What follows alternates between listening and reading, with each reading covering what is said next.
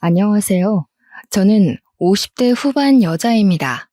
이렇게 사연을 쓰게 된 것은 제 운명이라고 생각했던 사람이 최악의 추태로 저를 구렁텅이에 빠뜨린 사연을 말해드리고 싶기 때문입니다. 저는 사랑이라 생각했던 남편에게 배신을 당했지만 그 후에 다시 생각지도 못했던 인연을 만났습니다. 돌고 돌아 행복을 되찾은 저의 파란만장한 이야기 좀 들어보실래요? 저는 작은 시골 마을에서 자랐어요. 하루에 몇 번 오는 버스를 타고 나가야 장에 나갈 수 있는 그런 곳이었죠. 저희 부모님은 넓지 않은 밭을 일구며 하루하루 열심히 살아가고 계셨어요. 저희 가족의 삶이 180도 바뀐 것은 연락이 끊겼던 고모 할머니를 만나면서부터입니다. 고모 할머니는 제과점으로 돈을 벌고 주류 사업에도 손을 뻗어 혼자 힘으로 어마어마한 돈을 버신 분이었어요. 고모 할머니는 결혼을 안 해 자손이 없었죠. 고모 할머니가 검은 승용차를 타고 저희 집에 왔던 그날이 아직도 기억납니다. 그날 이후 저희 집은 읍내에 볕 잘 드는 2층 집으로 이사를 했습니다. 아빠는 농사를 정리하고 읍내에 금은방을 여셨죠. 새 집에 사는 건 좋았지만 한편으론 새로운 생활이 답답하게 느껴지기도 했어요. 읍내로 이사 간 지 1년쯤 되었던 어느 날이었어요.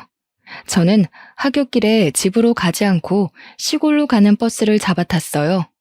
어느 순간 저도 모르게 버스에 올라 있었죠. 그런데 버스에서 웬 남자애가 말을 거는 게 아니겠어요? 그 남자애는 어릴 때부터 자주 같이 놀던 동네 친구 수호였습니다. 야, 너 미희 아니냐? 너네 집 이사 가고 잘 지내는지 궁금했는데 여기서 이렇게 만나네. 근데 너 되게 이뻐진 것 같다. 너희 부모님은 잘 계시지? 아, 너네 형이랑 누나도 다시 와서 공부한다면서? 새 집에서 사니까 좋냐? 어떻게 한 번을 안 놀러 오냐? 근데 너 어디 가는 거야? 수호잖아. 웬일이야. 까까머리 중학생 됐네. 와, 벌써 1년이나 됐네. 난 뭐 새 집에서 사는 건 좋은데 그냥 좀 답답하달까? 예전 동네가 자꾸 생각나더라고. 너네랑 같이 놀던 것도 생각나고. 야, 근데 너 내 소식 궁금했다는 거 거짓말이지? 궁금했으면 편지라도 보내지 그랬어. 그 뒤로 저는 가끔 수호와 함께 버스를 타고 고향 마을에 가서 또 다른 추억을 만들었죠. 그러다가 저희가 중3이 되던 봄이었어요. 어느 날 시내에서 수호를 마주쳤어요. 저는 반갑게 손을 흔들며 인사를 했는데 그날따라 수호 표정이 안 좋은 겁니다.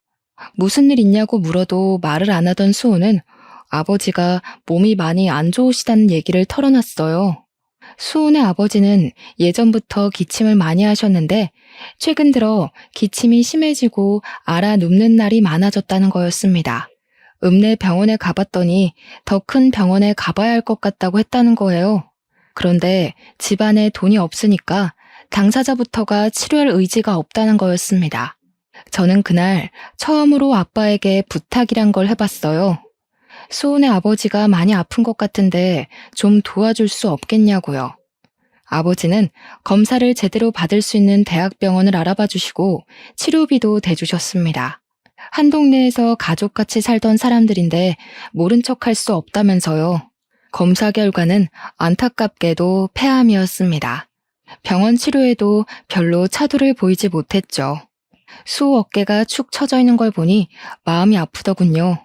그렇게 1년이란 시간이 또 흘렀어요. 그런데 어느 날 수호가 저희 학교 앞에 찾아온 게 아니겠어요? 저한테 고맙다는 말을 하는데 웬일인지 애가 입술을 꼭 깨물면서 말하더군요. 미희야, 너한테는 정말 뭐라고 할 말이 없다. 너희 집에 빚진 거 내가 어른 되면 꼭 다 갚아줄게. 우리 가족 도와줘서 정말 고마워. 내가 커서 돈 벌면 꼭 너랑 너희 아버지에게 보답할게. 우리 수연이도 내가 꼭 공부시켜서 너희 가족한테 보답하라고 할 거야. 야, 너는 무슨 말을 그렇게 섭섭하게 하냐? 우리 사이에 빚 같은 게 어딨어. 우리 아빠도 가족이다 생각하고 도와주시는 거라 했으니까 신경 쓰지 말고 아버지 낫게 할 생각이나 해. 네가 그랬잖아. 정신만 똑바로 박혀있으면 못할 일이 없다고. 열심히 노력하면 네 아버지 낫게 할 수 있을 거야. 그러니까 힘내. 저도 눈물이 나는 걸 꼭 참느라 괜히 씩씩한 척 큰 소리를 쳤어요. 수호랑 저는 그렇게 가만히 서서 한참이나 서로를 쳐다보고 있었습니다. 그리고 그 뒤로 저는 다시는 수호를 볼 수 없었어요. 얼마 뒤 토요일에 제가 꽃을 들고 병원에 찾아갔는데 수호 아버지가 보이지 않았어요. 어제 갑자기 퇴원을 했다는 거였습니다. 저는 깜짝 놀라 수호네 집으로 가봤습니다. 불 꺼진 집에는 아무도 없었어요. 그리고 지나가던 동네 어르신에게 수호네 가족이 그동안 여기저기 진 빚을 이기지 못하고 야반도주를 했다는 사실을 들었어요. 저는 그 자리에서 주저앉고 말았습니다. 시간은 잘도 흘러 저는 고등학생이 되었습니다. 저는 궁금한 것도 하고 싶은 것도 많은 17살이었죠. 고등학교에 들어가 열심히 공부하고 동아리에도 가입해 즐겁게 생활했어요. 문예반 동아리였죠. 제가 전부터 시집 읽는 걸 좋아했거든요. 거기서 좋아하는 남자도 생겼죠. 같은 문예반 활동을 하던 1살 선배였어요. 시도 잘 쓰고 음악에 대해서도 잘 아는 멋쟁이 선배에게 저는 푹 빠졌어요. 어느 날 방과 후에 시집을 보다가 말을 튼 이후로 선배와 저는 급속도로 가까워졌죠. 이 사람이 저랑 결혼까지 해버린 남자입니다. 저희는 수험 기간 동안 서로를 격려하며 건전하게 관계를 이어갔습니다.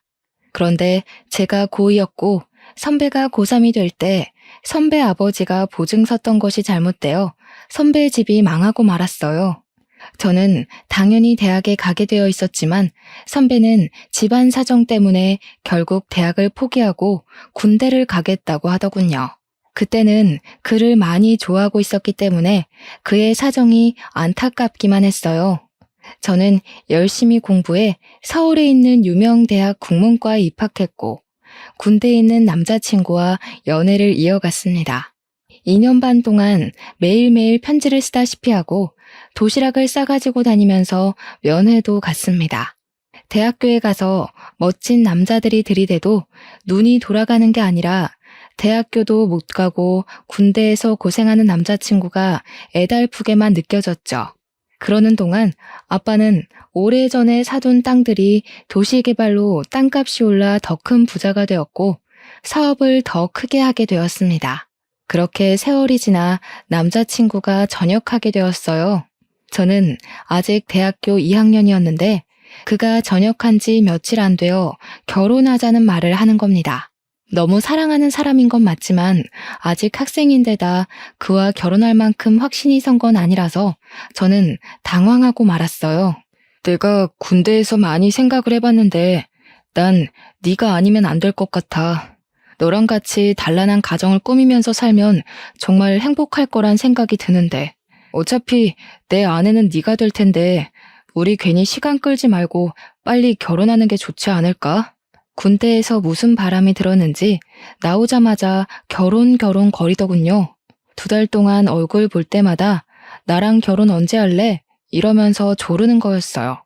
솔직히 이제 막 전역했고 직업도 없는데 내가 이 사람과 굳이 결혼을 급하게 할 필요가 있나? 하는 생각이 먼저 들었어요. 그런 생각을 하는 게 미안해서 입 밖으로는 못 꺼냈죠. 그러면서도 헤어지지는 못했습니다. 어느 날 선배와 카페 데이트를 하고 밖으로 나왔는데 저희 엄마에게 딱 걸리고 말았습니다.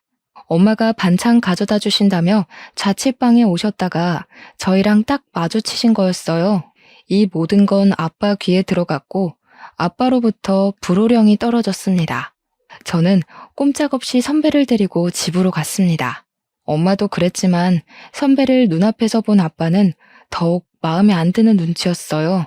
평소 사람 좋기로 소문난 아빠가 왜 저러나 싶을 정도로 제 남자친구를 고가운 눈으로 보시더군요. 우리 미희는 어디에나 내놔도 아쉽지 않은 신부감이고 내가 더 훌륭하게 만들 수가 있어. 현실은 현실이라네. 다 큰 처자랑 그만큼 연애했으면 책임을 져야 하는데 자네는 우리 미희를 책임질 능력이 없자는가. 서로 앞길 막지 말고 이쯤에서 헤어지게나.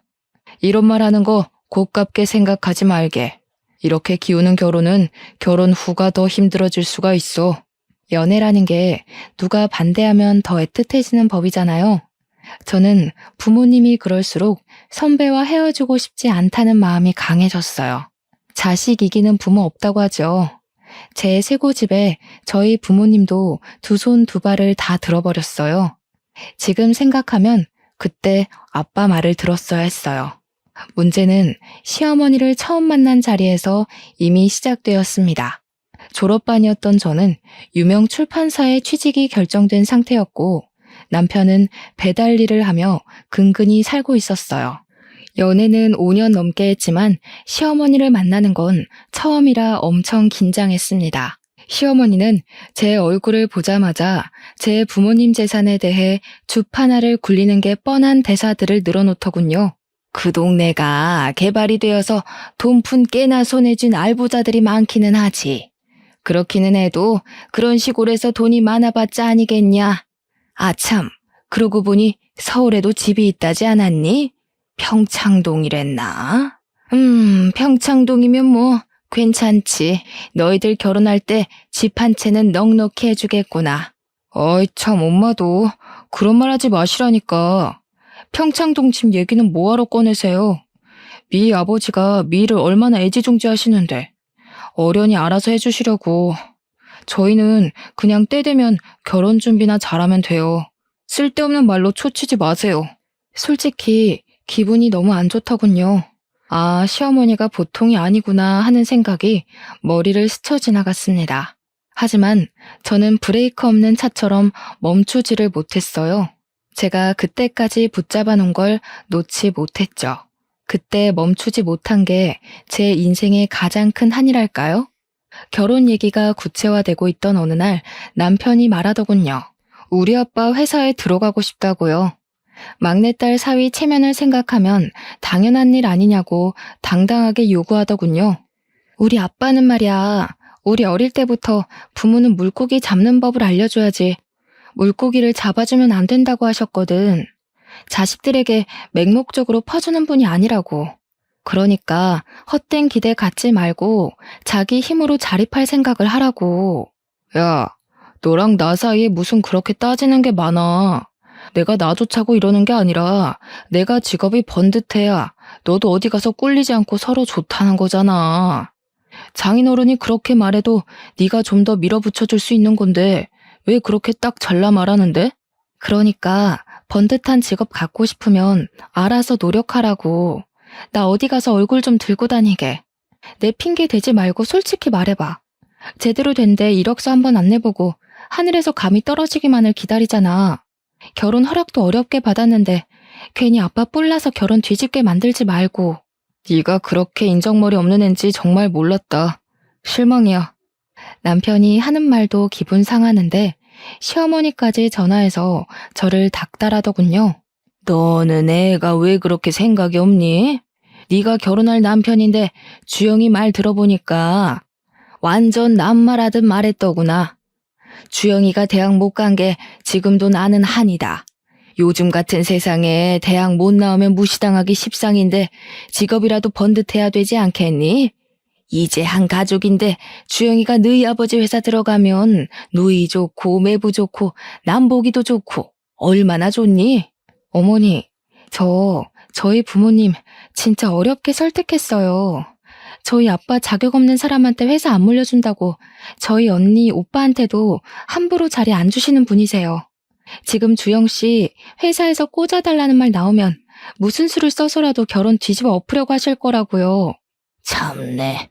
무슨 놈의 집안이 잘나면 얼마나 잘났다고 그렇게 유세를 떨어? 그래봤자 너희 집도 농사나 짓던 집안 아니냔 말이야.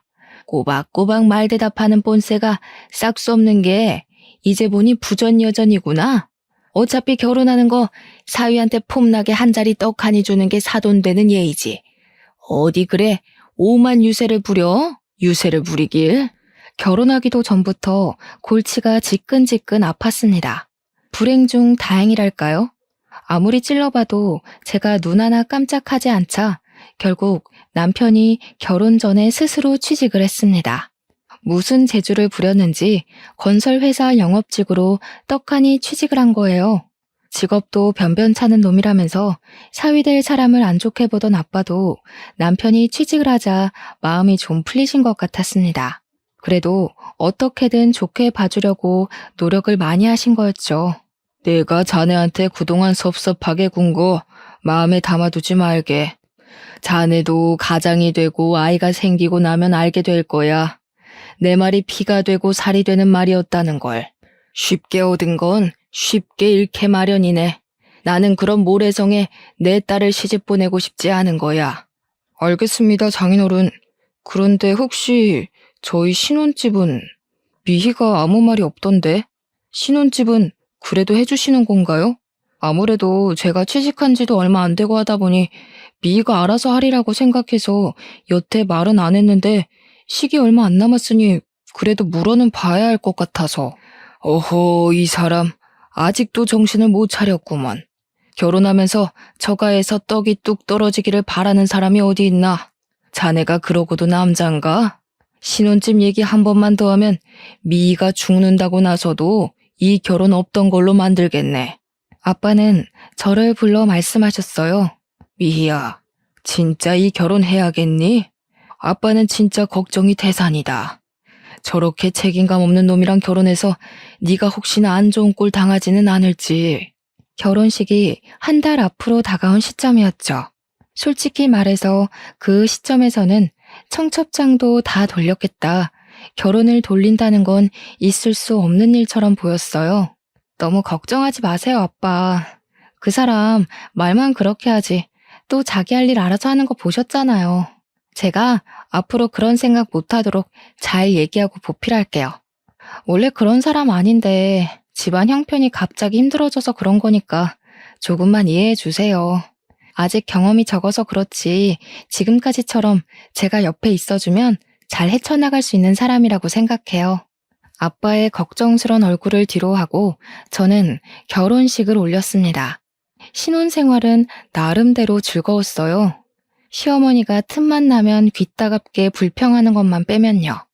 아이고, 어떻게 된 놈의 집안이 예의란 건 밥 말아 처먹었다니? 이게 날로 먹겠다는 거지 뭐야?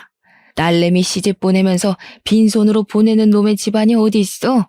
농사나 짓던 상놈의 자식들이어서 그런가? 우리가 지금 이렇게 없이 산다고 무시하는 거지 뭐야? 내가 이 수모는 죽어도 잊지 않을 테니 두고 봐라. 저기요, 어머니. 저 빈손으로 오지 않았어요. 그래도 저희 엄마가 결국에는 혼수 최고급으로 다 마련해 주셨잖아요. 저희 언니랑 오빠도 막내 동생 결혼하는데 그냥은 안 시킨다고 많이 도와주셨고요. 솔직히 둘 다 취직한 지 얼마 되지도 않았는데 저희 형편에 이만큼 하고 사는 것도 감지덕지죠.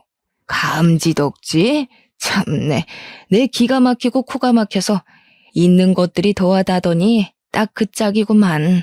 막내딸 결혼하는데 평창동 집을 내줘도 모자랄 판에. 뭐? 감지덕지? 내가 말했지? 사람 무시하지 말라고. 새파랗게 어린 것이 지 아버지 믿고 까부는 모양인데 내가 언젠가 가서 단판을 짓고 만다 이거야. 아니, 저희 집에 뭐 맡겨놓으셨어요? 왜 뭘 받지 못한 걸 그렇게 억울하게 생각하시는지 잘 이해가 안 돼요. 저희 아빠가 누누이 말씀하셨어요. 쉽게 얻은 건 쉽게 잃는다고요. 저는 아빠 말에 공감해요. 젊어서 이만큼 고생하는 거 남들에 비하면 아무것도 아니고요. 잘났다 정말. 그래봤자 너네 집도 시고모인지 뭔지가 돈다발 들고 와서 벼락부자 된 거잖아. 주영이 취직것만 해도 그래. 내가 우리 아들 대학 공부 못 시킨 게 한이 돼서 남들한테 무시 안 당하게 해달라고 그렇게 부탁을 했건만. 내가 우리 아들을 어떻게 키웠는데 니까짓게 돈 좀 있다고 우리 집안을 내 귀한 아들을 이렇게 무시해? 귀에 딱지가 앉을 지경이었지만 나중에는 적당히 무시하는 수밖에 없다는 걸 알았습니다. 그래도 저희는 열심히 일하고 예쁜 아이들도 낳았습니다. 회사를 그만두지 않으려고 애를 썼지만 결국 둘째를 낳을 때가 되었을 때 회사에서 정리해고를 당하고 말았어요. 그래도 그때는 아이 키우는 엄마들이 회사를 그만두는 게 워낙 흔한 일이어서 어쩔 수 없다고 생각했습니다. 아들 하나 딸 하나 이쁘게 기르는 재미, 남편을 내조하는 재미로 살았어요. 그래도 남편이 책임감이 생겼는지 꽤 열심히 일해서 회사에서 제법 높은 자리에 올라갔어요. 그러는 동안 아이들이 무럭무럭 커서 둘째인 딸도 막 성인이 되었습니다. 저와 남편은 40 끝자락이었죠. 시어머니가 좀 잠잠한가 싶었더니 남편이 사고를 치고 말았습니다. 어느 날 남편이 저를 부르더니 하는 말이 글쎄 5억만 해줄 수 없느냐는 거였습니다. 저는 황당해서 입을 떡 벌리고 말았어요. 5억? 5억이 어디 애들 장난이야? 당신 지금 그걸 말이라고 하는 거야? 당신이 도대체 5억이나 되는 돈이 어디에 어떻게 필요한데? 말을 꺼냈으면 똑바로 설명을 해야지. 나 지금 꼭 필요한 데가 있어서 그래. 나 살리는 셈 치고 한 번만 빌려주라.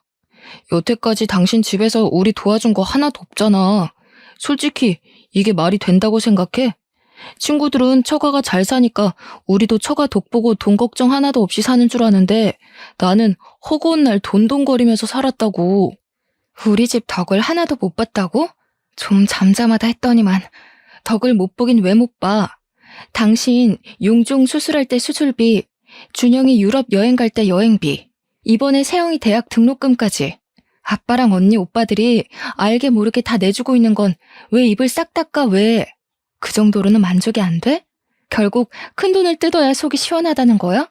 아니 그게 아니고 당신 집이 그렇게 부잔데 나는 돈에 죽고 돈에 울면서 치사하게 살아왔다 이거지. 솔직히 당신 집에는 5억 정도는 아무것도 아니잖아. 당신은 내가 불쌍하지도 않아? 어쩜 그렇게 인정머리가 없어? 장인어른이나 당신이나 똑같아. 남편 아니 애들 아빠 살리는 셈 치고 5억만 해주라 제발. 내가 이렇게 빌게.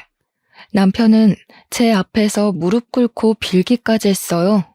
무슨 일인지 모르니 답답해서 미칠 지경이었습니다. 그러던 와중 남편의 가장 친한 친구에게 전화가 와서 알게 됐습니다. 남편이 어마어마한 사고를 쳤다는 걸요. 주영이 그놈 예전부터 좀 허무맹랑한 데가 있었잖아요. 저도 말려봤는데 한탕 하겠다면서 주식에 자꾸만 쏟아붓더라고요. 그러다가 결국 회사 돈에까지 손을 댄 모양이에요. 저한테 도와달라고 부탁하는데 제가 그런 돈이 어디 있습니까? 하룻밤을 뜬 눈으로 지새운 저는 결국 다음날 남편을 붙잡고 따졌습니다. 당신 진짜 제정신이야? 당신이 어떻게 나한테 이럴 수가 있어? 내가 당신 하나 믿고 여기까지 온 거 몰라? 준영이, 세영이 아직 대학 졸업도 못했는데 애들이 알면 뭐라고 그러겠어. 애들 보기 부끄럽지도 않아? 나는 여태까지 애들한테 정직하게 열심히 살면 뭐든 할 수 있다고 가르쳤어. 당신이 그걸 다 망친 거야. 그런 범죄를 저질러서. 그래, 내가 회사 돈에 손 좀 댔다. 됐어. 어쩔래? 마누라는 25년 내내 처갓집 돈이라고는 구경도 못하게 만들지. 내가 열받아서 회사 돈이라도 좀 건드려봤다. 어쩔래? 내가 오죽하면 그랬겠니? 내가 오죽 열받았으면 그랬겠냐고. 뭐야? 처가 돈 못 뜯어먹는 게 열받아서 회사 돈에 손을 댔다는 거야? 그게 무슨 해괴망측한 논리야. 당신이랑 당신 어머니는 어쩜 그렇게 논리가 한결같이 거지근성이야? 왜 우리 집에 돈을 맡겨놓기라도 한 것처럼 돈 못 받는다고 핏대를 세우고 억울하기까지 하다는 거냐고. 그래, 억울하다 억울해.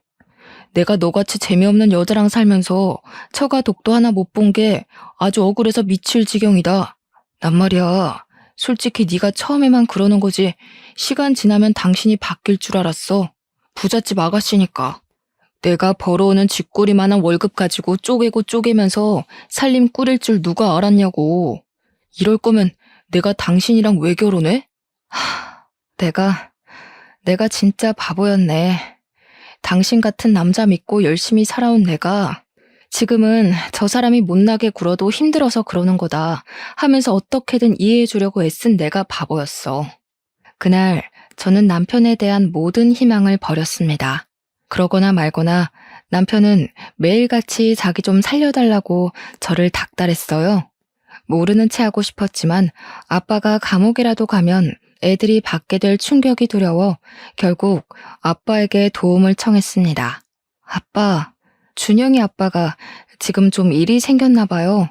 보증을 잘못 써가지고 그걸 얼른 갚아야 하는데 혹시 아빠가 조금만 도와주시면 안 될까요? 그런 놈이랑 결혼해서 아빠한테 이런 부탁까지 해야 한다는 게 치가 떨렸지만 애들을 생각하면 가만히 있을 수가 없었습니다. 그런데 아빠는 제 말을 듣고도 별 말씀을 안 하셨어요. 나중에 알게 된 거지만 그때 아빠 사업이 어려워져 부도 위기에 몰린 거였어요. 게다가 엄마가 나에게 말을 못 하셨는데 아빠는 가난 말기라는 선고까지 받은 상황이었죠. 그때 아빠 마음이 얼마나 딱하셨을까요? 저는 뒤늦게 그 사실을 알고 아빠를 붙잡고 펑펑 울었습니다. 그리고 남편은 곧 싸늘해졌습니다. 저희 아빠 회사가 어려워졌다는 걸 알게 된 거죠. 그 이유를 곧 알게 됐습니다. 저한테는 말도 안 걸던 사람이 이제는 대놓고 어떤 여자와 통화를 하더군요. 그 여자는 남편이 고객을 접대하려고 자주 데려갔던 룸살롱의 사장이었습니다. 남편이 일 때문에 룸살롱에 드나든다는 건 알고 있었지만 영업하는 사람이니 어쩔 수 없기도 하고 크게 걱정하지는 않았어요. 남편이 자기는 그런 여자들 더럽기만 하다면서 거저 줘도 안 먹으니 걱정 말라고 큰 소리를 쳤거든요.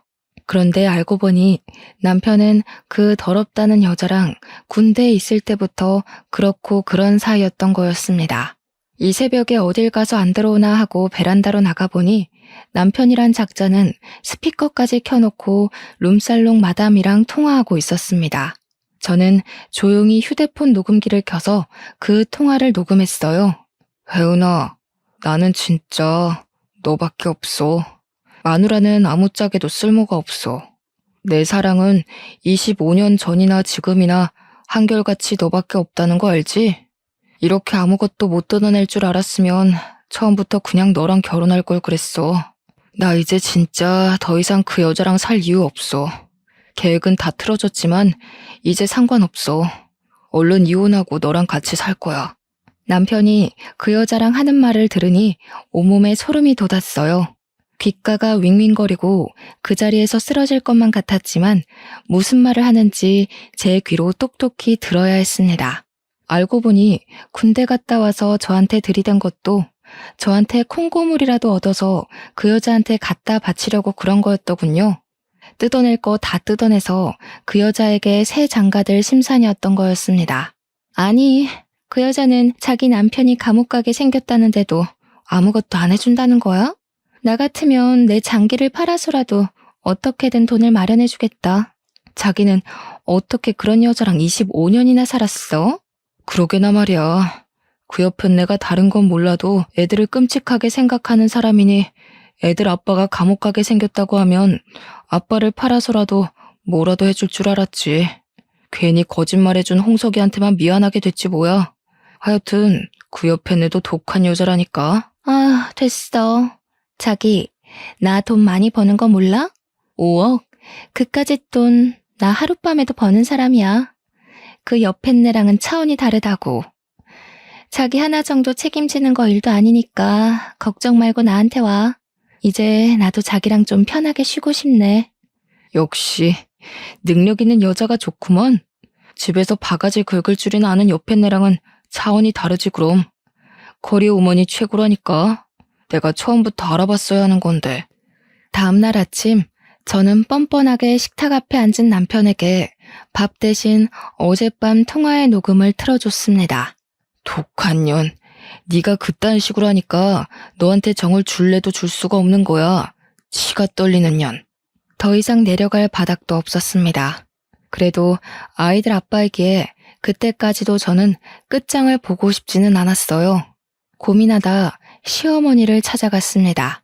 당신 아들의 쓰레기 짓을 밝힐 생각이었습니다. 그런데 시어머니가 자기가 먼저 선수를 치는 게 아니겠어요? 너희 집 망했다면서? 그렇게 유세 부리더니 꼴 좋지 뭐야. 내 그럴 줄 알았다니까. 우리 아들 도와주지도 못하는 며느리는 이제 필요 없다 이거야. 솔직히 너한테 볼 게 돈 많은 친정밖에 더 있었니? 우리 주영이는 훨씬 더 능력 있는 여자 만날 수 있다고 내가 누누이 말했지?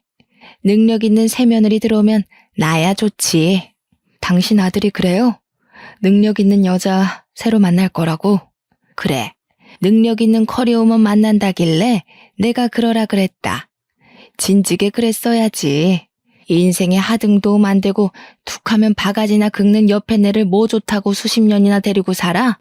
지네 돈은 지네 돈이라고 움켜쥐고 한 푼도 안 주려고 부들부들 떨더니 잘 됐지 뭐. 이제 서로 갈 길 가면 되는 거 아니냐? 그 여자가 커리어우먼이라고요? 어머니, 그 여자 무슨 일 하는지 몰라서 그러시는 거죠? 당신 아들이 결혼 전부터 술집 다니면서 사귄 여자라고요. 자기 입으로 그렇게 더럽다고 저도 안 먹는다고 멸시하던 그런 여자라고요. 그래도 좋으시다는 거예요? 진짜 애들 아빠가 그런 여자랑 붙어 먹어도 괜찮으시냐고요. 아이고 참네. 요즘 같은 세상에 직업에 귀천이 어디 있나. 개같이 벌어서 정승같이 쓴다는 말이 괜히 있는지 알아? 그리고 너 그거 아니? 주영이 회사에 넣어준 것도 그 여자가 해준 거. 너는 아무리 부탁해도 안 들어준 걸 그 여자는 한 방에 해결해준 거란다. 이제 무슨 말인지 알겠지? 알아들었으면 내 아들 앞길 막지 말고 썩 꺼지거라. 남편이 룸살롱 마담이랑 그렇고 그런 사이란 걸 안 순간부터 저한테 돈 뜯어내려고 그런 거짓말까지 꾸며냈다는 걸 알았을 때도 저는 어떻게든 이성을 잃지 않으려고 노력했습니다. 저는 엄마이고 저에게는 지켜야 할 가정이 있으니까요. 하지만 시어머니가 뱉어내는 천박한 말들을 듣고 있자니 인간적인 선을 넘지 않으려고 저 혼자 아무리 발버둥 쳐봐야 될 일이 아니라는 걸 깨달을 수밖에 없었습니다. 시어머니는 다 알고 있었던 거예요. 남편이 결혼 전부터 바람 피운 것부터 돈 뜯어내서 세장가 가려고 저랑 결혼한 것까지 그 어머니의 그 아들이라고 부끄러운지도 모르고 모든 걸 제 탓으로 돌리고 있더군요. 아픈 아빠한테는 사실대로 말할 수가 없었어요. 엄마에겐 말할 수밖에 없었지만 병원에 있는 아빠 모르게 이혼 소송을 준비했습니다. 김서방은 왜 안 오냐면서 할 말이 있다고 남편을 찾는 아빠 때문에 저는 입술을 깨물며 눈물을 참아야 했습니다. 그래도 이혼 소송은 제대로 진행되고 있었어요. 저를 우습게 여긴 남편이 조심성 없이 상간녀랑 통화한 덕에 남편 귀책 사유로 이혼 소송을 했죠. 아이들에겐 미안했지만 아이들을 위해서라도 그런 사람과는 연을 끊어야 했어요. 애들이 성인이긴 해도 아직 어렸지만 숨기려 해봤자 더 상처만 받을 것 같아 억지로 숨기려 하지는 않았습니다. 예상대로 아이들은 크게 놀라고 상처를 받았지만 그래도 상황을 냉정하게 파악하고 제 편을 들어주더군요. 아빠는 결국 돌아가셨습니다. 저는 모든 걸 잃은 기분이었어요. 아빠의 장례식 날 예전에 알던 어른들이 많이 찾아오셨어요. 다들 아빠는 정말 좋은 분이었으니 좋은 곳으로 가셨을 거라고 저를 위로해 주셨습니다. 그리고 장례식 둘째 날 어떤 남자가 쭈뼛거리며 장례식장으로 들어서더군요. 저는 누군지 얼른 생각이 나질 않아 인사만 드리고 가만히 서 있었습니다. 그런데 그 남자가 저를 울리더니 그대로 엎드려 큰 소리로 우는 게 아니겠어요. 아버님, 저 왔어요. 저 수호예요, 아버님. 너무 늦게 와서 죄송해요. 진작에 왔어야 하는데 저희 아빠 살려주시려고 그렇게 애를 쓰셨는데 저희가 말도 못하고 그렇게 가버려서 아버님 죄송합니다. 용서해 주세요. 저는 깜짝 놀라 남자의 얼굴을 쳐다봤습니다. 과연 까까머리 중학생일 때 봤던 수호의 앳된 얼굴이 그 남자 얼굴에 남아 있었습니다. 그동안 수호는 저희 집에 진 빚을 갚고 싶어서 열심히 노력했다고 했어요. 대학은 못 갔지만 공무원 시험을 봐서 20년 넘게 공무원으로 근무했다고 했습니다. 조금 살만해져서 이제는 아버님을 한번 찾아가 봐야지 했는데 하필이면 그때 사기를 당했어. 공무원 수입이야 뻔하잖니. 마음의 빚을 갚고 싶다는 생각을 평생 갖고 살았던 게 어리석은 선택으로 이어진 거야. 너무 힘들었어. 그래도 아버님 이렇게 돌아가실지 알았으면 그때라도 와봤어야 하는 건데 내가 또 평생 못 갚을 빚을 지고 말았구나. 에이, 수호야. 그건 가족처럼 생각해서 도와준 거니까 빚이라 생각 안 해도 된다고 아빠가 그러셨는데 평생 담고 있었다니. 너희 그렇게 가고 어떻게 지내는지 너무 걱정되고 궁금했는데 또 그런 일 당했다니 마음이 안 좋네. 그래도 여기까지 와줘서 고마워. 아빠도 가시면서 네 얼굴 볼 수 있어서 기뻐하실 거야. 그래도 그게 꼭 나쁜 일만은 아니었던 게 사기당하고 나서 퇴직하고 퇴직금으로 장사를 시작했거든. 심길전에서 죽기 살기로 했더니 장사가 엄청 잘 되어가지고 지금은 빚도 다 갚고 얼마 전엔 제법 높은 건물도 하나 샀잖니. 이제라도 너희 가족한테 받은 거 돌려주려 했는데 너무 늦어버렸지만 너한테라도 오늘 갚고 싶다, 미희야. 수호는 저희 집 사정이 안 좋아진 데다 제가 남편에게 배신당해 이혼한 걸 알고는 무척 가슴 아파했습니다. 한사코 거절해도 그때 받은 걸 갚고 싶다면서 저한테 선물을 줘야겠다고 했어요. 그렇게 수호가 저에게 준 선물은 옛날에 아빠가 금은방을 하던 바로 그 건물이었습니다. 진짜 이렇게까지 안 해도 되는데 수호야, 이 은혜를 어떻게 갚지? 너는 평생 마음에 빚을 안고 살았다면서 나한테 똑같이 빚을 안겨주는구나. 너야말로 빚이라고 생각하지 마. 너희 가족한테 받은 거 생각하면 이것도 아무것도 아니야. 마음 같아선 더 큰 건물 주고 싶다고 그때 우리 아빠 아프고 나서 자꾸 빚만 늘어가지. 빚쟁이들이 틈만 나면 집에 들이닥쳐서 협박하지. 진짜 죽을 맛이었거든. 다른 이웃들은 다 돈 못 돌려받을까봐 눈이 퍼렇게 변해가는데 너희 아버지만 돈 안 갚아도 된다고 다독여주시고 우리 집에 쌀도 갖다 주시고 그랬어. 우리 아빠가 그랬다고? 나는 몰랐는데. 난 너희 집 그렇게까지 힘든 것도 모르고. 너까지 동정했으면 내가 오히려 힘들었을 거야. 아저씨가 몰래 도와주신 거야. 솔직히 나 그 뒤로 너희 아빠 덕에 똑바로 살 수 있었어. 우리 아빠 돌아가시고 한동안 방황했거든. 아저씨가 아무리 어려운 상황이라도 정신만 똑바로 박혀있으면 뭐든 할 수 있다고 늘 그러셨거든. 살면서 힘들 때면 그 말 붙잡고 일어났어, 나. 참 놀라운 일이었습니다. 아빠가 몇십 년 전에 수호에게 해줬다는 그 말은 시간을 돌고 돌아 아빠를 잃고 주저앉은 저에게도 힘이 되었어요. 저는 다시 힘을 내어 아빠가 금은방을 했던 그 자리에 식당을 열었습니다. 다행히 식당은 잘 되었습니다. 입소문을 타서 몇 달 만에 줄을 서서 먹을 만큼 손님이 많았어요. 2년도 안 되어 옆 동네에 체인이 생겼고 제 힘으로 아파트를 살 수 있을 만큼 돈을 벌었어요. 무엇보다 좋은 건 저한테 사업 수완이 있다는 걸 알게 된 거였습니다. 식당이 자리를 잡기 시작하자 저는 어느 지역에 가면 이 지역에는 어떤 사업이 필요하다는 게 그림처럼 그려졌어요. 그 뒤로 여기저기 여행을 다니며 사업 영감을 받은 덕에 지금은 전국 5개 도시에 식당을 갖게 되었습니다. 저희 고모할머니처럼 저도 제 손으로 사업을 해서 자수성가를 하게 됐습니다. 여행을 많이 다니게 된 것도 사실은 수호 덕이었어요. 알고 보니 수호도 사기당했을 때 아내가 바람나서 애들까지 버리고 집을 나가버렸다지 뭡니까. 동병상련 같은 처지였어요. 수호와는 자주 만나며 서로의 상처를 보듬고 용기를 복돋아주며 옛 추억도 되새기는 사이가 됐죠. 어느 날 수호가 말했습니다. 미희야, 너한테 이런 말하는 거 너무 쑥스럽기는 한데 나 사실은 예전에 너 좋아했다? 그거 몰랐지? 우리가 그때는 아무것도 몰라서 이렇게 많은 시간을 보내고서야 만나게 됐지만 나는 너랑 있으면 어릴 때로 돌아간 것 같이 편하고 좋아. 너만 괜찮으면 우리 남은 인생 서로 보듬으며 함께 하면 어떨까 싶은데. 저도 사실 수호랑 있으면 어린아이가 된 것처럼 마음이 편해졌거든요. 저에게 힘이 되어주고 제 아픔에 더 아파해주는 수호의 손을 기꺼이 잡았습니다. 각자 사업도 꽤 안정이 되었겠다. 아이들도 다 커서 취직했겠다. 저희는 시간 날 때마다 여행을 다니며 여생을 즐기기로 한 거죠.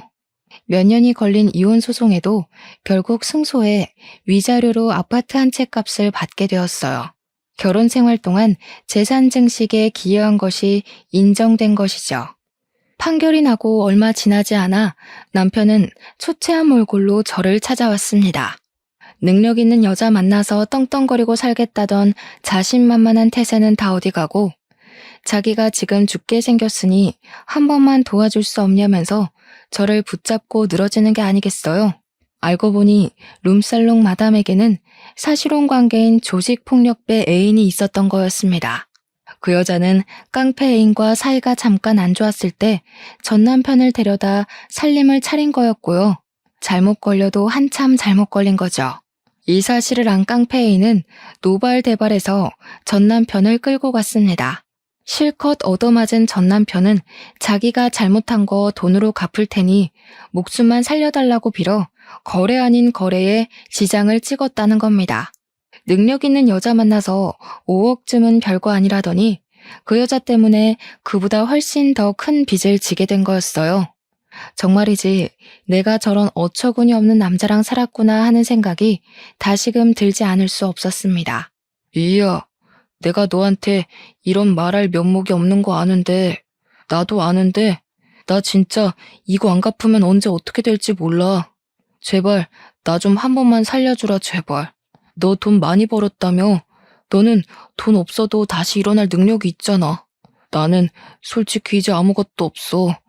애들 아빠 살리는 셈 치고 아직도 더러운 입으로 애들 우는할 힘이 남은 걸 보니 당신은 아직도 멀었네. 준영이랑 세영이가 그러더라. 아빠도 아빠 같아야 아빠지. 엄마 속여먹고 등쳐먹은 더러운 인간은 아빠가 아니라고. 요즘 애들은 부모라고 무조건 편들어주고 그러지 않아. 내가 그러지 말라고 해도 아빠랑 연 끊자고 자기들이 먼저 그러더라. 시어머니까지 연락해 여태까지 안 도와줬으니 이제는 한번 도와주라고 말도 안 되는 소리를 짓거렸습니다. 아무리 그래도 애들 아빠인데 어쩌면 애들까지 너 닮아서 인정머리 없고 싹수가 없니? 너 이제 돈 많다며. 지금껏 못 쌓은 덕 쌓는 셈 치고 애들 아빠 한 번만 도와줘라. 걔가 그 나이에 무슨 재주로 그 큰 돈을 만드니? 어머니, 전 그 사람이 못나게 굴어도 전 상황이 어려워서 그런 거려니 조금 있으면 괜찮아지겠거니 했어요. 그런데 아니더라고요. 제가 이해해주면 할수록 그 사람은 점점 더 최악의 인간이 되더군요. 이제 보니 그런 인간 쓰레기 만드는데 어머니가 톡톡히 공을 세우셨네요? 어머니도 그러지 마세요. 그거 자식 위하는 거 아닙니다. 애들은 그 인간 상종도 말라는데 저는 전 남편이란 인간에게 똑똑히 한마디 해줬습니다. 우리 아빠가 그러셨거든. 아무리 힘들어도 정신만 똑바로 차리면 뭐든 할 수 있다고. 솔직히 당신 같은 쓰레기가 정신을 차릴 수 있을진 모르겠지만 자기가 싼 똥은 자기가 치우는 거라는 망고의 진리를 이제라도 배워. 배움에는 때가 없는 법이라잖아. 이제라도 배워서 제발 죽기 전에 한 번이라도 사람 구실하면서 살아. 그게 당신의 마지막 살 길이야. 이제는 정말 아무 걱정 없이 사업은 사업대로, 사랑은 사랑대로, 탄탄대로입니다. 얼마 전에는 제 아들이 결혼할 여자를 데려와 상견례 자리에 지금의 남편 수호와 함께 나갔습니다. 저희는 식은 안 올렸지만 혼인신고를 하고 부부로 살고 있습니다. 저의 가장 든든한 지지자인 남편은 이제 제 아이들 아빠 노릇을 톡톡히 해주고 있답니다. 똑같이 어려운 상황에서 대학에 못 갔지만 자기 힘으로 노력해서 일어난 멋진 새로운 아빠가 아이들에게 생긴 거죠. 제 이야기는 여기까지입니다. 제 첫 결혼은 최악이었지만 지금은 정말 행복한 삶을 살고 있어요. 처음부터 서로를 알아봤으면 좋았을걸. 전 남편이라는 쓰레기 때문에 너무 먼 길을 돌아왔네요. 하지만 저는 후회하지 않아요. 아이들이라는 좋은 선물도 받았고 아픔을 딛고 일어나는 법도 배웠으니까요. 이렇게 뒤늦게라도 찾은 행복을 여러분께 조금이라도 나눠드리고 싶네요. 여러분도 저희 아빠 말처럼 어떤 상황에서도 포기하지 마시고 행복을 찾으셨으면 좋겠습니다.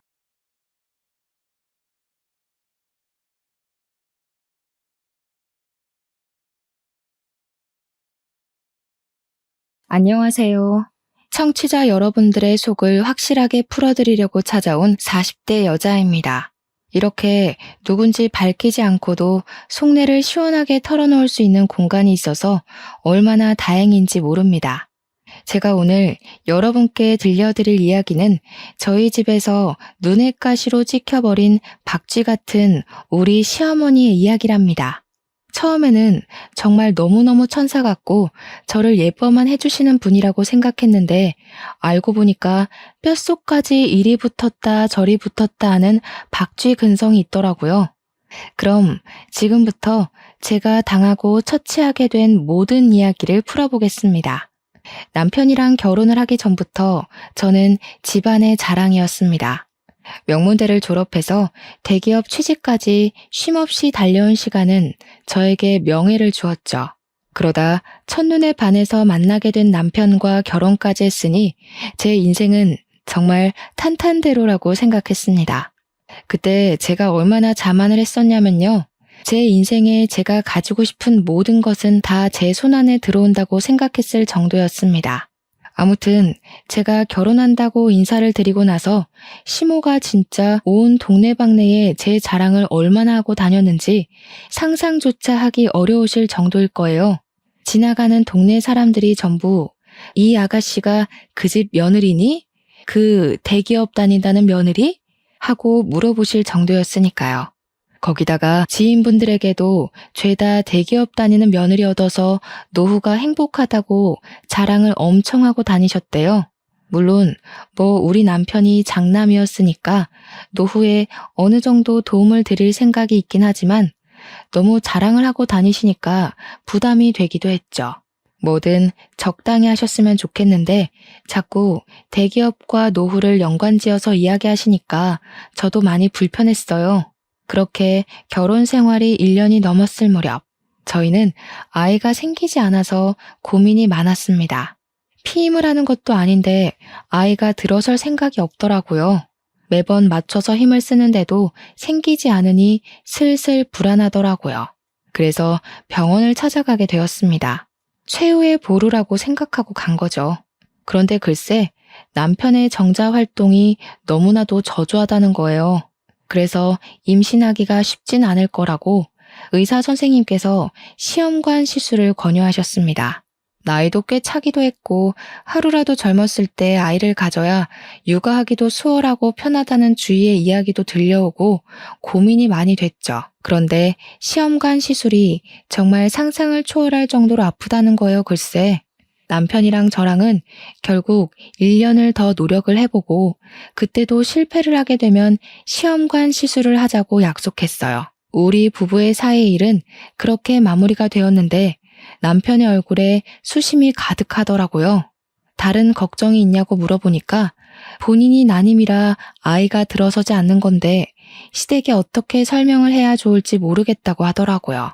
시댁에서는 남편이 장남이니까 대를 꼭 이어야 한다고 아들 타령을 심하진 않지만 은근히 눈치 주시면서 하셨거든요.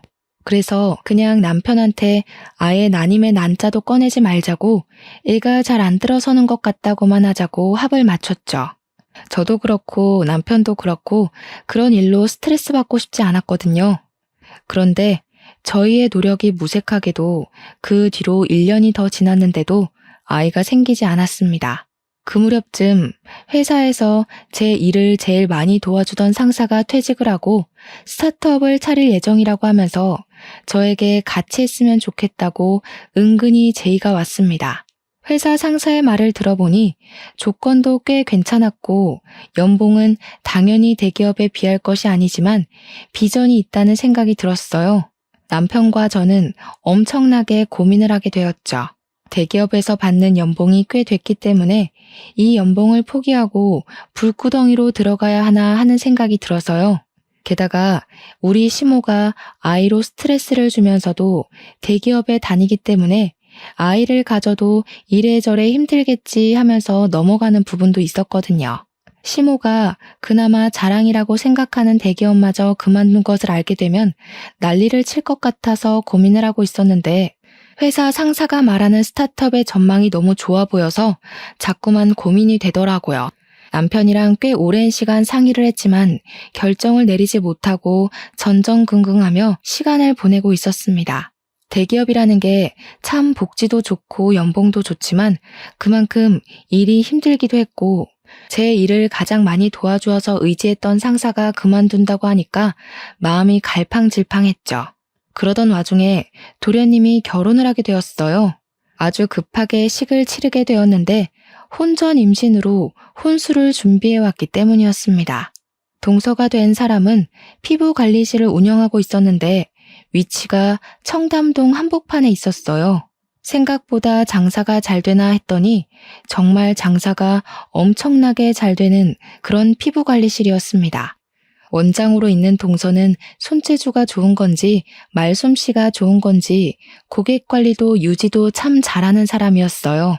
근데 우리 시모가 뭐랄까 서비스직에 종사하는 사람들을 조금 무시하는 경향이 있는 사람이거든요. 가게를 가던 콜센터에서 상담을 받던 서비스직에서 일하는 사람을 은근히 하대하는 요즘 말하는 갑질을 일삼는 사람이었죠. 그래서 솔직히 동서에 대한 걱정을 많이 했었거든요. 대기업 다니는 걸 자랑이라고 여기시는 시모가 동서를 탐탁지 않아 하면 제가 가운데서 어떤 노력을 해야 하나 고민하고 있었는데 글쎄 아주 헛된 고민이었죠. 동서가 임신을 떡하니 해서 오니까 우리 며느리 하면서 난리가 난 거예요. 그러면서 본격적으로 저한테 우리 첫째 며느리는 도대체 언제 대를 이어주려고 저러는지 모르겠다면서 대놓고 뭐라고 하시더라고요. 첫째가 임신을 먼저 했어야 했는데 순서가 아무리 없다지만 너무한 거 아니냐고요. 저야 뭐 한 귀로 듣고 한 귀로 흘렸지만 우리 남편의 속이 많이 상했나 보더라고요. 스트레스 받는다고 시댁에 가기 싫다고 하더라고요. 우리 시모는 남편한테 문제가 있을 거라는 생각을 전혀 안 하는 사람이었어요. 당연히 저한테만 잔소리를 하셨거든요. 그런데 남편 입장에서는 자기한테 문제가 있는 거니까 저한테 미안하기도 하고 좀 그랬나 봐요. 그런데 예상 밖의 문제는 또 있었어요. 본격적으로 시모가 저와 동서를 차별하기 시작한 거죠. 우리 며느리 하면서 지인들 모임에 동서만 데리고 다니기 시작한 거예요. 처음에 말했듯이 시모 주변에 시모를 아는 모든 사람들이 제가 대기업에 다니는 걸 알 정도로 제 자랑을 엄청나게 하고 다니셨다고 했잖아요. 그런데 이제는 그 모든 걸 동서한테 하고 계신 거였죠. 우리 시모가 또 발이 얼마나 넓은지 정말 모임광이거든요. 그동안은 그런 자리에 저를 꼬박꼬박 데리고 다니셨었단 말이죠.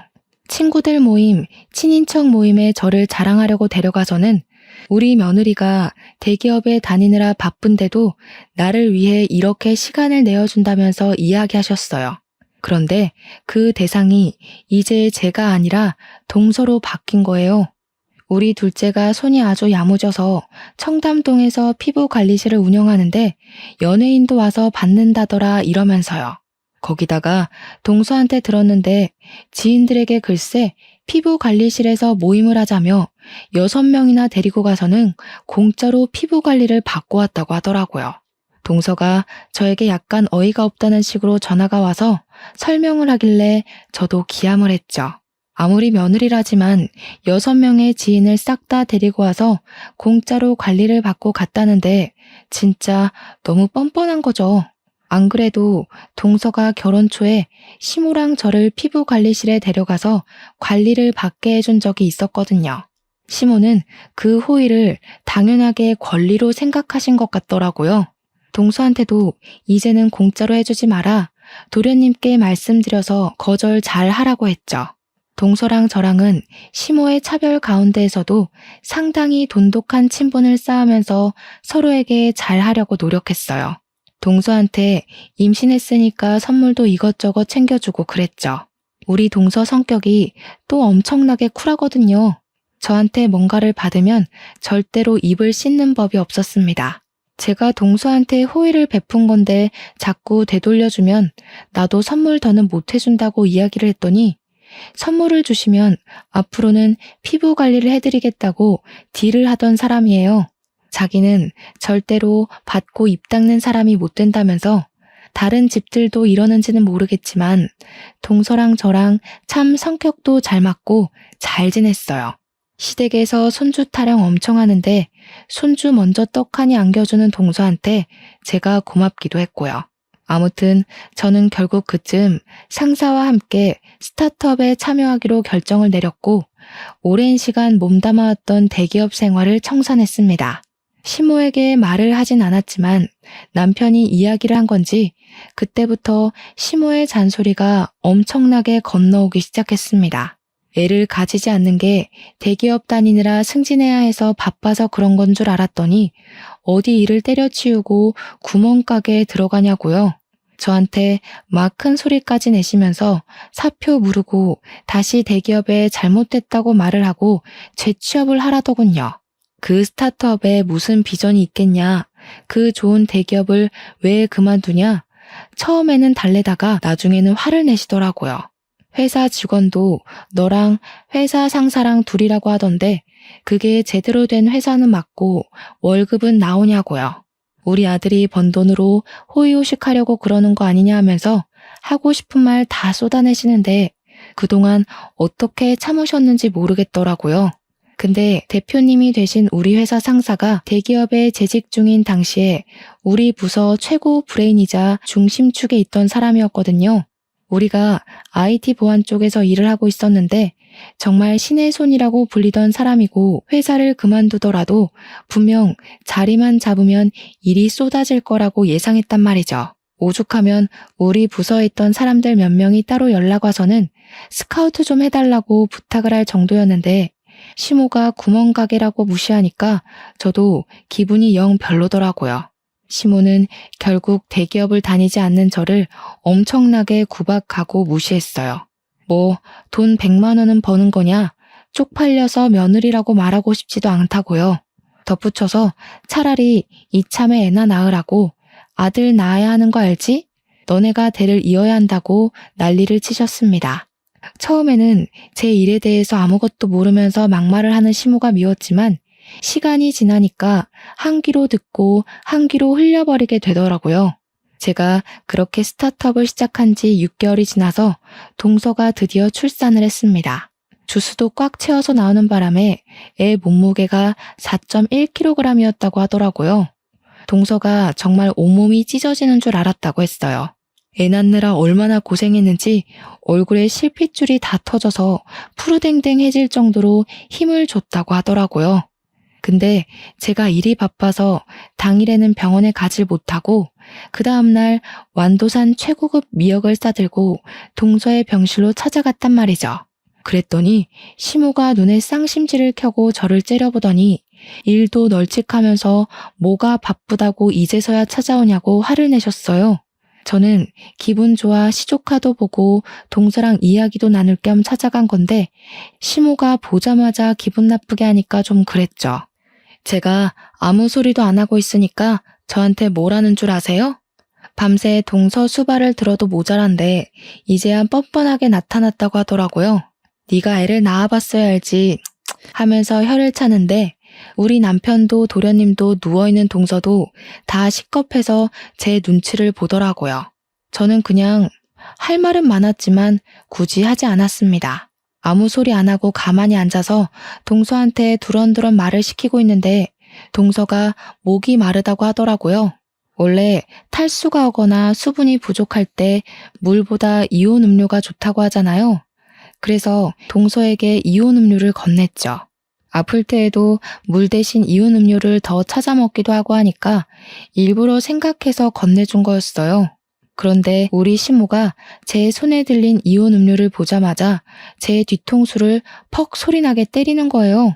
또 너무 놀라서 으악 소리를 내고 우리 남편도 놀래서 엄마 뭐 하는 거야 하면서 소리를 질렀어요. 동서랑 도련님은 아무 소리도 못하고 입만 떡 벌리고 있었고요.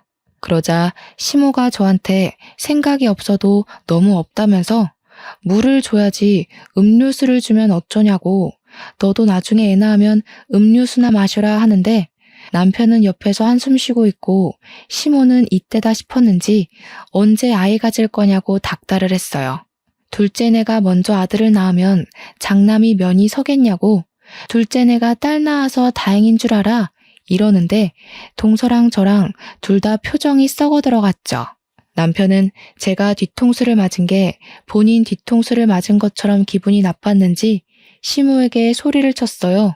왜 애먼 사람을 잡고 그래? 내가 불임이래. 내가 몸이 안 좋아서 임신을 못 시키는 거라고요. 제발 가만히 좀 있으세요. 엄마가 그럴수록 내 체면이 더 안 선다는 거 알아두시라고요. 그 말을 들은 시모가 완전 어안이 벙벙한 표정으로 저를 한번 남편을 한번 번갈아 가면서 보시더라고요. 믿기지 않는다는 목소리로 이게 다 무슨 소리냐고, 웬 말도 안 되는 소리를 하고 있냐고 저한테 솔직하게 이야기를 하라고 재촉을 하시더라고요. 그래서 제가 그랬죠. 불임은 아니고 난임이라 좀 어렵대요. 그러니 남편이 다 자기가 부족해서 생긴 일인데 왜 우리 마누라 탓을 하냐고, 우리가 노력도 안 해본 줄 아냐고 시모한테 난리를 쳤습니다. 듣던 동서도 도련님도 불편했는지 제발 그만하시라고 남편을 말리기 시작했죠. 시모는 동서 병실 한복판에 주저앉아서 아니 우리 아들이 난임이라고? 애를 못 가진다고? 하면서 엉엉 울기 시작하셨습니다. 저는 진짜 동서한테 너무나도 미안했어요. 출산하고 푹 쉬어도 모자랄 판에 병실에서 이게 무슨 일인지. 남편이 시모한테 끝까지 우리 마누라한테 임신 가지고 헛소리하지 말라고 단단히 일러두더라고요. 그날 이후로 시모가 저에게 임신, 손주, 출산을 가지고 전화를 하는 일이 일절 없었습니다.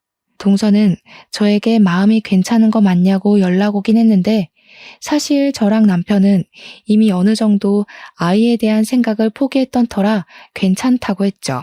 요즘은 일이 바빠서 아무 생각도 들지 않는다고 동서한테 걱정 말고 육아에 신경 쓰라고 했어요. 근데 동서 이야기를 들어보니까 시모가 저한테는 전화도 없고 문자도 없고 집에 찾아오거나 하는 일도 없이 지내는데 동서랑은 계속 연락하고 만나고 한다고 하더라고요.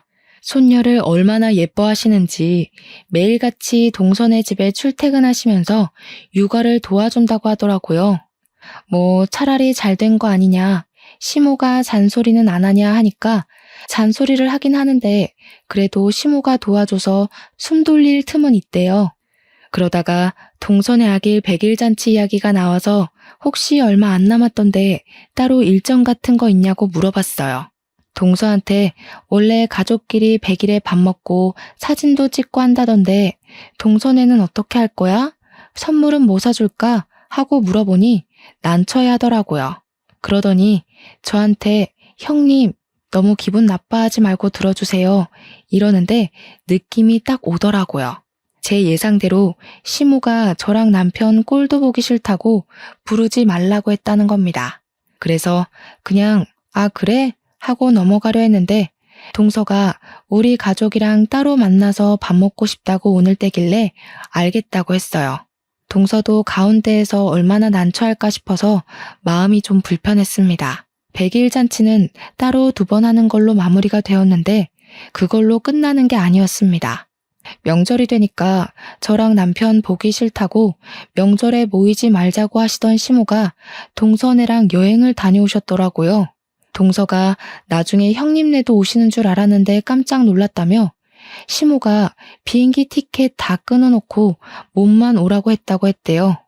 당연히 저희 부부도 있을 줄 알았는데 안 오셔서 놀랬다고. 저는 뭐 아예 듣지도 못한 이야기니까 어색하게 웃고 말았죠.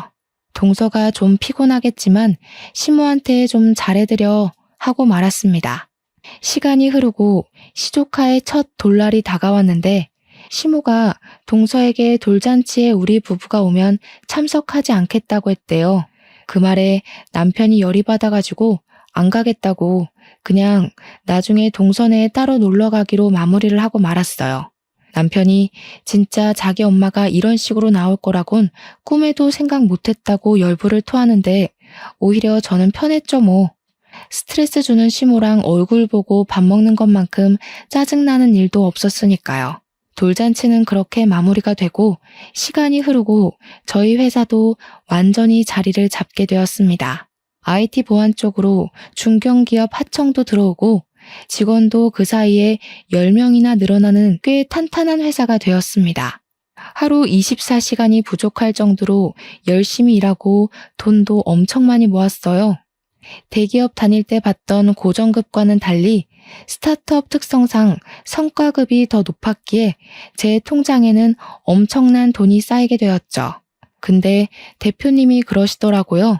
이제 슬슬 후배들한테 노하우 전수도 좀 해주고 일을 쉬엄쉬엄 하라고요.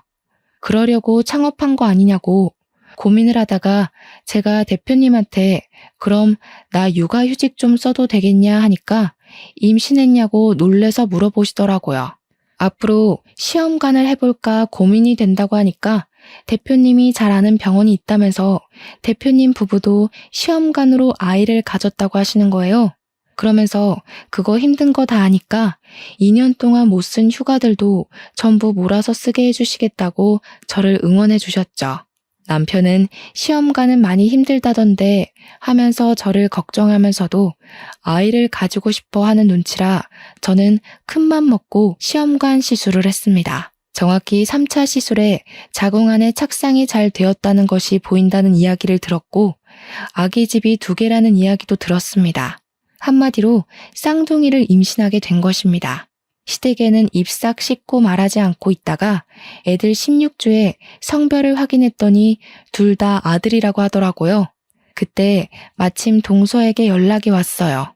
형님 잘 지내시냐 이런 이야기를 하다가 동서가 미안해하면서 저 둘째 가졌어요 하더라고요. 얼마나 됐냐고 축하한다고 하니까 5주 돼서 이제 심장소리 듣고 나왔대요. 근데 저한테 계속 죄송해요, 미안해요 하는 거예요. 그래서 그러지 말라고 나도 임신했다고 기쁜 소식을 전했죠. 동서가 진짜 눈물을 팍 터뜨리면서 너무너무 축하드린다고 난리를 치길래 시험관 했다고 쌍둥이라고 모든 이야기를 해줬어요. 근데 그날 저녁에 시모가 저희 집에 연락도 없이 찾아왔더라고요. 양손 무겁게 반찬이며 미역이며 영양제며 바리바리 싸들고 와서는 너무 잘했다고 갑자기 소름 끼치게 굴더라고요. 우리 며느리가 해낼 줄 알았다면서 이제 자기가 다 챙겨줄 테니까 저는 받아먹기만 하래요. 일을 좀 쉬냐 하길래 대표님이 편의를 봐주시기로 했다니까 이래서 작은 회사가 좋네 하시더라고요. 남편이 썩은 얼굴로 얘네 회사 엄청나게 성장했어. 더 이상 작은 회사 아니야. 대기업 하청도 하고 대기업보다 돈도 훨씬 많이 벌어 하니까 시모가 엄청 놀라는 겁니다. 역시 우리 며느리 능력 하나는 제대로라고 완전히 비행기를 태우는데 영 불편하더라고요. 둘 다 아들이라며 우리 며느리가 대를 이어줄 거라고 생각했다 하시면서 둘째네도 아들을 낳아야 한다고 걱정을 하셨습니다. 그렇게 끼고 살다시피 했던 동서가 첫째를 딸을 낳았다고 갑자기 엄청나게 무시를 하는 거예요. 시간이 흘러서 동서네도 성별 확인을 했는데 둘째도 딸이라고 하더라고요. 성별 확인하고 얼마 지나지 않아 시모 생신이라 오랜만에 온 가족이 다 같이 모였는데 거기서 시모가 동서 구박을 어마어마하게 하는 거 아니겠어요? 피부관리실에서 화장품 내리만지며 몸에 좋겠니? 이러면서 이야기를 하는데 그게 무슨 상관인지 모르겠더라고요. 그러는 시모는 여전히 동서 곤란하게 지인들 몇 명씩 데리고 공짜 관리받고 있으면서요. 아무튼 둘째도 딸이니 저 집안은 셋째 언제 낳아서 어떻게 키우냐고 애 셋 키울 돈은 버냐고 무시를 하더라고요. 딸 둘 낳아도 충분한데 아들을 왜 꼭 낳아야 하는지. 그러면서 우리 첫째 며느리는 돈도 잘 벌고 아들도 한 번에 둘이나 생겼다고 둘째는 뭐가 모자라서 저러는지 모르겠다 이러면서 대놓고 동서한테 구박을 주는데 완전히 제가 당했던 그대로를 겪고 있더라고요. 서방님이 보다 못해서 아니 여태 우리 둘째만한 며느리 없다고 할 때는 언제고 이제 와서 딸 가졌다고 구박을 주냐고 뭐라고 했어요. 엄마, 그러다가 노년의 며느리들한테 호되게 당할 수가 있어요 하면서 남편도 은근히 뼈있는 이야기를 던졌고요. 입을 삐죽거리는 시모한테 서방님이 요즘은 딸 낳는 게 복인 거 몰라요? 하는데 시모가 서방님 등짝을 짝소리 나게 때리는 거예요. 어디 형네 듣는 데서 그런 소리를 하냐고. 아들이 최고지. 너네도 봐라. 내가 아들만 둘 낳은 게 축복인 걸 왜 몰라? 하시더라고요. 당연히 딸인 저랑 동서 얼굴이 완전히 썩었죠. 제 배가 점점 불러오고 임신 7개월째가 되어서 다리도 퉁퉁 붓고 쌍둥이인지라 몸이 2배로 무거워서 힘든 시기를 보내고 있었어요. 그런데도 자꾸 저를 밖으로 불러내는 거예요. 시모가 시도 때도 없이요. 운동도 좀 하고 그래야 하는 거 아니냐면서 친지 모임, 친구들 모임에 다시 저를 막 끌고 다니기 시작했습니다. 어머님 지인분들이 저에게 첫째 며느리 오랜만이네, 둘째 며느리만 데리고 나오더니 무슨 일이야? 하면서 은근히 궁금해 하시더라고요. 집안 속사정까지는 제대로 모르시는 건지 저한테 무슨 일이 생겨서 그동안 모임에 안 나온 줄 아시더라고요. 시모가 우리 첫째가 아들을 쌍둥이로 가졌다면서 하고 있는 사업이 얼마나 대단한지 아냐면서 글쎄 회사에서 우리 며느리 좋다고 큰 자리 하나 주겠다고 했다지 뭐야 이러고 자랑을 하시더라고요. 저는 가뜩이나 임신 중이라 살도 많이 찌고 배도 많이 눌려서 소화도 잘 안 되는 마당에 시모의 자랑질 때문에 체하는 줄 알았어요. 그렇게 이리저리 난데없이 끌려다니다가 임신 8개월을 좀 넘겨서 갑자기 양수가 터진 게 아니겠어요? 그날을 생각하면 아직도 아찔합니다. 시모에게 끌려가서 미용실에서 머리를 하고 있었어요. 어차피 출산 전에 한번 다듬을 예정이긴 해서 군소리 없이 시모를 따라갔는데 이상하게 배가 너무 아프더니 양수가 터지고 만 거죠. 구급차를 부르고 아주 그냥 난리를 치고 병원으로 이송돼서 조산으로 아이를 낳게 되었습니다. 쌍둥이들은 충분히 그럴 가능성이 있다고 하더라고요. 애들은 바로 신생아 중환자실로 들어가서 심장 박동이랑 그런 거 체크하고 저는 완전히 몸져 누워 있었거든요. 갑작스럽기도 하고 출산이 진짜 힘들기도 했고요. 우리 남편이 헐레벌떡 병원에 소식 듣고 오자마자 시모한테 막 뭐라고 난리를 치더라고요. 안 그래도 막달이라 조심해야 하는데 산모를 끌고 미용실에 가는 게 말이 되는 행동이냐면서요. 근데 시모가 엄청 뻔뻔하게 우리 며느리 출산 전에 한번 꾸며주려고 그랬다고 둘이 제 병실에서 싸우더라고요. 시끄럽다 하고 있는데 우리 동선에도 소식을 듣고 찾아왔어요. 동서 뛰지 마, 조심해야지 하는데 너무 축하한다면서 꽃바구니를 사왔더라고요. 근데 시모가 그 꽃바구니를 보자마자 병실에 신생아가 올라올 수도 있는데 꽃가루라도 마시면 어떻게 하냐고 소리를 꽥 지르는 거예요. 그러더니 동서 손에 들린 꽃바구니를 바로 바닥에 던지고는 동서 뒤통수를 퍽 소리나게 때린 거 있죠. 네가 딸만 낳아서 모르나 본데 꽃가루가 아기들한테 얼마나 위험한 건지 아니? 네 머릿속에는 생각이라는 게 없니? 요즘 너 때문에 정말 내가 창피해서 얼굴을 못 들고 다니겠다. 동서는 시모한테 머리를 맞았다는 게 충격이었는지 눈물을 줄줄 흘리고 있었고 서방님은 이 상황이 어이가 없는데 콧김을 팍팍 뿜으면서 동서를 끌어안았어요. 저는 누워서 그 꼴을 보는데 마치 제 과거를 보는 듯한 기분이 들더라고요. 그때는 내 뒤통수를 시원하게 때리더니 정말 이제야 시모가 손버릇 자체가 나쁜 사람이라는 걸 체감했죠. 동서 보는데 제가 다 미안하고 출산하고 나와서 정신없는 와중에도 눈물 흘리는 동서를 보면서 시모에게 화를 냈어요. 아니 어머님, 동서가 뭘 그렇게 잘못했다고 그런 행동을 하세요? 입이 있으면 말을 해보세요. 미안한데 저도 어머님 뒤통수 칠 수 있거든요? 제가 지금 쳐드려요? 시모는 제 입에서 그런 말이 나올 줄 상상도 못했다면서 어찌 시모한테 그런 말을 할 수 있냐고 어이없어 했죠. 우리 남편도 떨어진 꽃바구니 주워서 잘 올려두고는 시무한테 엄마 당장 나가라고 하면서 시무를 밀면서 쫓아냈어요. 저는 동서에게 일부러 더 꽃 선물 받고 싶었다. 우리 남편도 안 해온 선물인데 너무 고맙다. 꽃이 예쁘다고 계속 이야기를 해줬죠.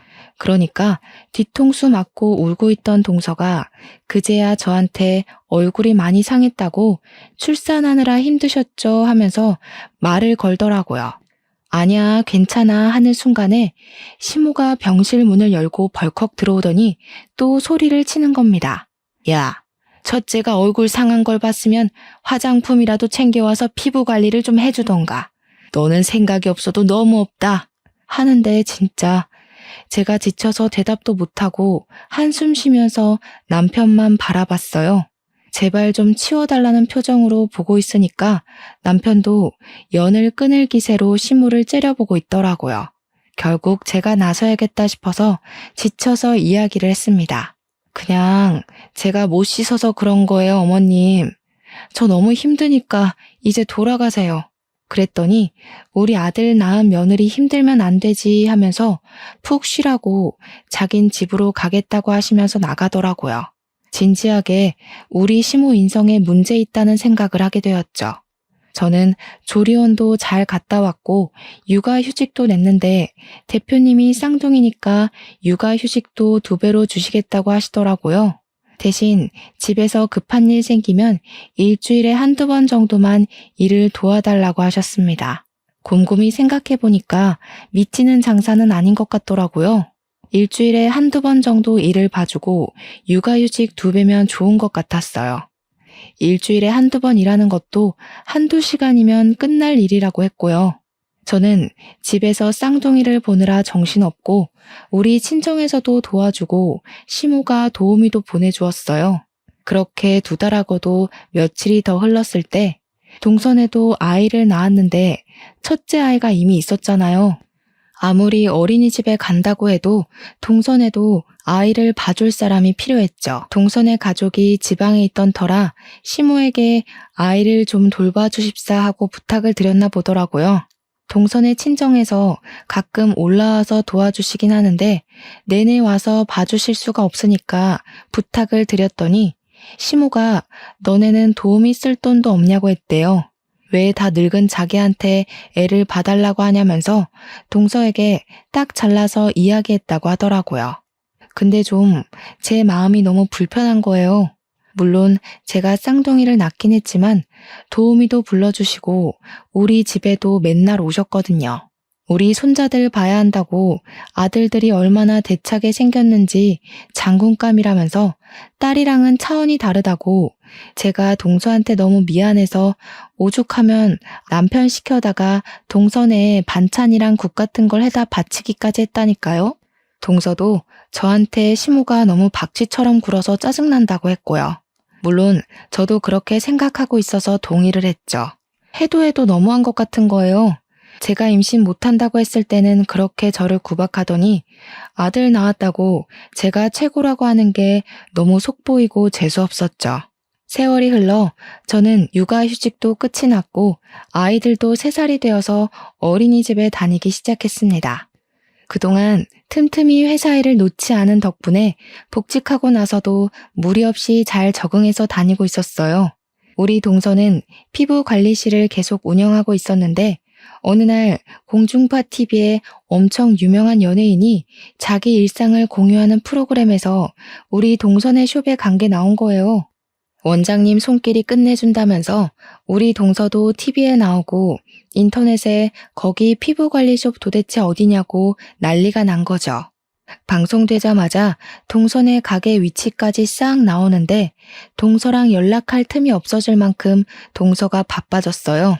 길 가다가 원장님? 하면서 알아보는 사람이 생길 정도로 유명해진 거죠. 무슨 뷰티 프로그램에서 고정 출연해달라고 해서 방송도 하게 되고 피부관리법 알려달라고 해서 방송사에서 콜이 엄청 왔대요. 동서가 방송 일에 뛰어들고 동서 이름이 걸린 마스크팩까지 출시가 된 거죠. 방송 나오고 6개월 만에요. 그랬더니 당연히 무슨 일이 일어났겠어요? 시모가 동서만 찾는 거죠. 우리 둘째 시간 되냐고 나랑 모임 좀 가자 이러면서. 근데 동서가 딱 반기를 들더라고요. 그전까지는 해달라는 대로 다 해줬지만 딸 둘 낳았다고 구박한 게 당연히 마음에 남아있지 않겠어요? 딱 잘라서 거절하기 시작한 거죠. 저 바빠서 그런 자질구레한 모임에는 나갈 수 없어요. 오늘도 대기업 회장 사모님 예약 있어서 준비해야 돼요. 시모한테 대놓고 말했대요. 시모가 기분은 나쁜데 아쉬운 건 자기니까 동서한테는 티도 못 내고 이렇게 했다네요. 그러니? 그러면 내가 네 시간에 맞추마. 이러면서 살살 달랜 거죠. 동서가 저 앞으로 3개월 넘게 예약이 다 차 있는데요? 하면서 3개월 뒤에도 그런 모임에 쓸 시간이 생길지는 모르겠어요. 했대요. 그랬더니 우리 시모가 진짜 양심도 없이 동서한테 홈쇼핑에서 팔고 있는 마스크팩이라도 좀 주라고 지인들 나눠주겠다고 했대요. 동서가 아무것도 모르는 척하면서 지인들한테 왜 나눠줘요? 하니까 당황한 시모가 아니 내가 너네 팩 좋다고 홍보 좀 해주고 하려고 하면서 몇 박스를 달라고 했다네요. 그래서 동서가 홍보 없이도 완판이라서 괜찮아요. 그냥 두세요. 했다는 거예요. 시모가 할 말도 없고 동서가 따박따박 말대꾸 하니까 됐다 하고 끊어버렸다고 하더라고요. 동서한테 잘했다고 제가 엄청나게 칭찬을 해줬죠. 잘했다, 사이다야 사이다 이러면서요. 그랬는데 저한테도 기회가 찾아오게 되었어요. 교양 채널에서 저에게 출연을 좀 부탁한다는 연락이 오게 된 거죠. 그때가 한창 막 인터넷 보안 관련해서 보이스피싱의 패킹 이런 게 매일같이 뉴스에 방송되던 시절이었거든요. 제가 또 IT 보안 업체에서 일을 하고 우리 대표님이 그런 데 나서서 인터뷰하시는 걸 워낙 싫어하시는 분이라 저한테 나가라고 시키더라고요. 상사가 하라는데 제가 거기서 싫은데요? 할 수가 없어서 인터뷰도 엄청 열심히 하고 설명도 최대한 귀엽게 사람들이 이해하기 쉽도록 설명을 했어요. 그게 방송에 나오고 기사로도 막 뜨고 길 가다가 알아보는 사람은 없어도 업계에서 꽤 유명해졌단 말이죠. 그리고 어르신들이 그 방송을 많이 시청하셨나 봐요. 시모 지인들이 저를 알아보고 시모한테 어머 첫째 며느리 아니냐고 호들갑을 떤 거죠. 시모가 저한테 연락이 와서는 같이 모임에 나가자고 엄청나게 조르더라고요. 근데 우리 동서가 싫다고 딱 잘라 거절을 했는데 저라고 거기 떡하니 나가면 되겠어요? 제가 일을 하는 사람인데 어떻게 시간을 마음대로 빼고 출근을 하고 말고 할 수 있을까요? 이 업계에서 난다긴다 하는 사람들 24시간 일한다고 해도 무방해요 하면서 시간 없어요 하고 거절을 했더니 제 시간에 맞추겠다고 하시더라고요. 그러면 금요일 새벽 1시쯤 어떠세요? 하니까 시모가 씩씩거리면서 끊더라고요. 그렇게 저랑 동서는 완전히 시모의 연락을 싹 무시하고 평온한 일생을 보내고 있었습니다. 물론 밖에서 만나는 모임에 참석하지 않은 것이지 명절까지 무시하고 지나갈 수는 없었죠. 어쩔 수 없이 명절에 동서와 저는 나름 긴장을 하고 시댁에 찾아갔습니다. 그래도 남편들이 있으니까 괜찮겠지 했는데 시모가 보자마자 서운하다고 난리를 쳤어요. 어떻게 시애미가 면 한 번 살려달라고 부르는데 콧배기를 한 번도 안 비치니? 그러면서 저희한테 며느리들이 해도 너무한다고 시애미 늙었다고 무시한다고 손가락질을 막 하는 겁니다. 우리 남편이랑 서방님도 이게 다 무슨 소리냐고 저희한테 영문을 몰라 물어보았죠. 아들들이 자기 편 들어주는 줄 알고 시모가 아니 친구들 모임에 얼굴 한번 비추라고 했더니 오지를 않더라.